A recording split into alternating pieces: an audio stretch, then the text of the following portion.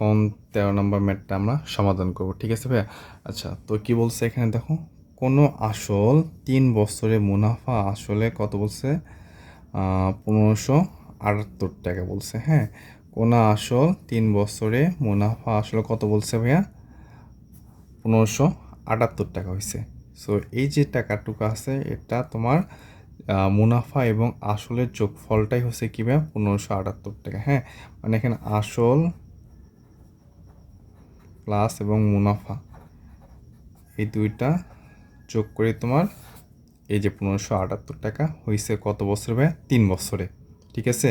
তাহলে এমনি জাস্ট ধরে নিলাম যদি আসল 1500 টাকা হয় তাহলে মুনাফাটা কত হয় ভাই?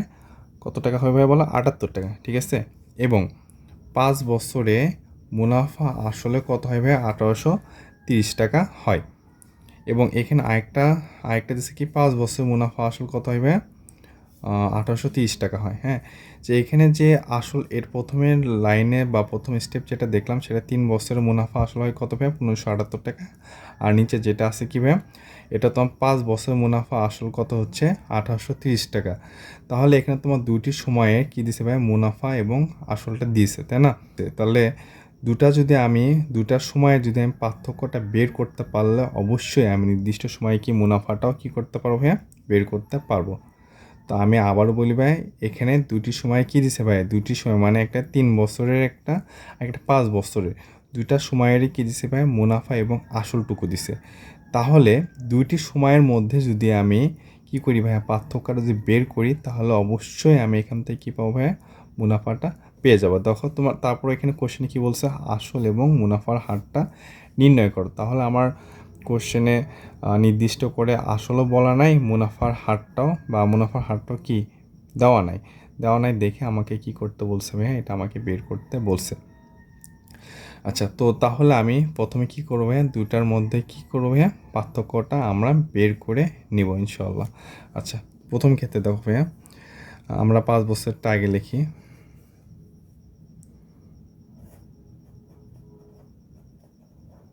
আসল প্লাস 5 বছরের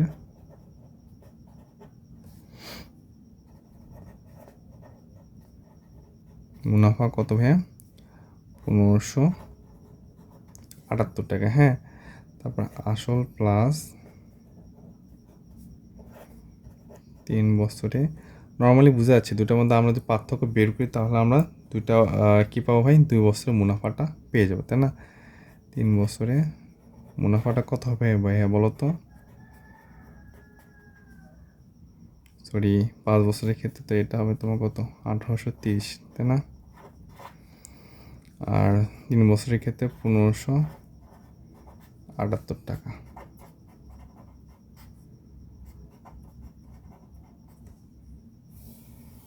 ওকে, তাহলে আমরা বিয়োগ করি। আচ্ছা, তাহলে কাটে যাচ্ছে। তাহলে এখানে তোমার হচ্ছে কি 5 থেকে 3 বাদলে কত হবে? 2 বছরের মুনাফাটা পাচ্ছি আমরা, তাই না?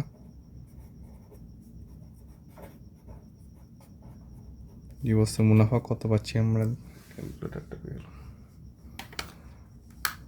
1830 মাইনাস 1578 তোমার 252 টাকা। কত পেলাম ভাইয়া? 252 টাকা, তাই না? ওকে, তো এখন আমরা 1 বছরটা বের করি এখান থেকে। 1 বছরের মুনাফা তাহলে কত হবে ভাইয়া বলো তো?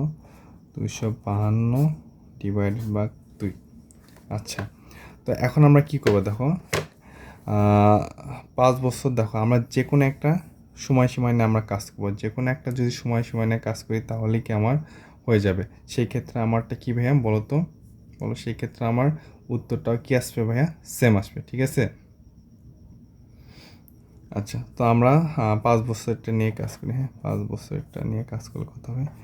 252 গুণ 5 ডিভাইডেড বাই 2, ঠিক আছে? তো এই ক্ষেত্রে আমরা ক্যালকুলেশন করে দেখি। 252 গুণ 5 ভাগ 2, তাহলে আমার 630 টাকা আসতেছে। তাহলে মুনাফাটা আমার কত আসলো ভাই? 630 টাকা আসলো, ঠিক আছে? ওকে, তো তুমি চাইলে ভাইয়া 3 বছরেরটা নিয়েও তুমি কাজ করতে পারো, কোনো সমস্যা নাই।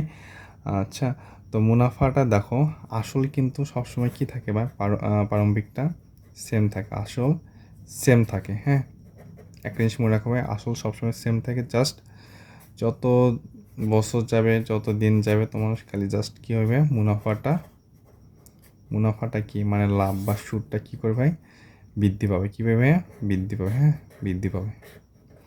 ওকে, জাস্ট তুমি চাইলে 3 বছরটা নিয়েও কাজ করতে পারো, তাহলে 3 বছর মুনাফাটা তোমরা পাইতা বা 3 বছর লাভটা পাতা। এখন 5 বছরটা আমার ভালো লাগছে, তাই আমি 5 বছর নিয়ে আমি কাজ করছি ভাইয়া। ঠিক আছে, তো ওকে, তো আমাকে দেখো আমরা মুনাফাটা পাইলাম। সো মুনাফা যদি পাই, অবশ্যই এখান থেকে আমরা আসলটা বের করতে পারবো। তো আসল আমরা কীভাবে বের করবো দেখো। আচ্ছা, ধরো আমরা একটা সূত্র জানি, তাই না?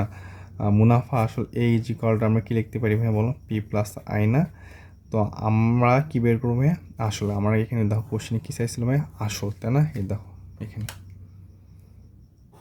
আসল চাইছিল, তাই না? সো আসলটা এই যে পিটা কী ভাই, আসল, তাহলে আমরা যেটা বের করবো সেটা একাই রাখি, ও একাই থাক, আইটা এদিক পার করে নিয়ে আসো, এ মাইনাস আই, তাহলে পি জি করলে কী ভাই, এ মাইনাস আই। তো এ ভ্যালু, এর মান কত হবে ভাইয়া, এর মান হবে তোমার 1830। ঠিক আছে,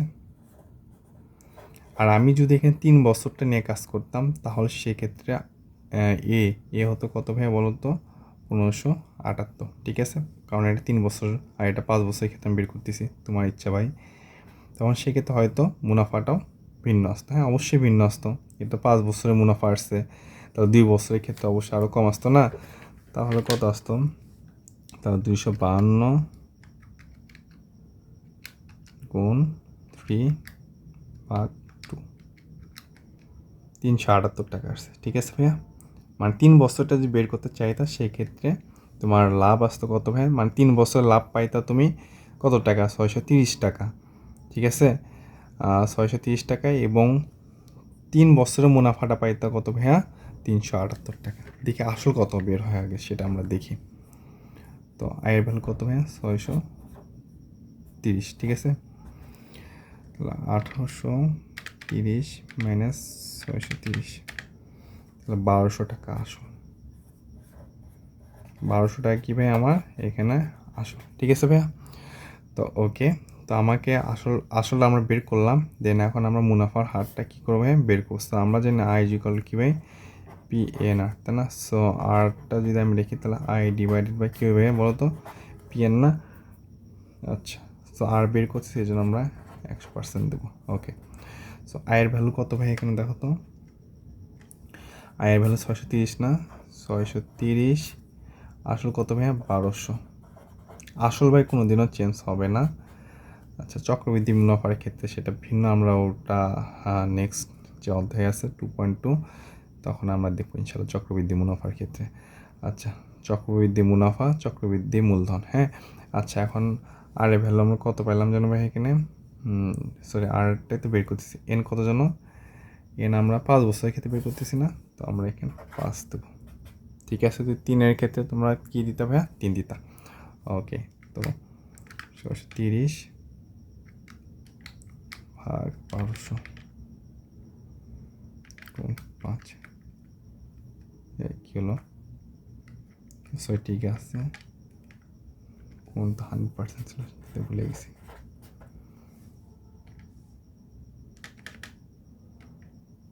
এই তাহলে 10.5 টাকা। হ্যাঁ, মুনাফা হার কত ভাই, 10.5 টাকা। সো আশা করি তোমরা এগুলো বুঝতে পারছো ভাই, ধন্যবাদ।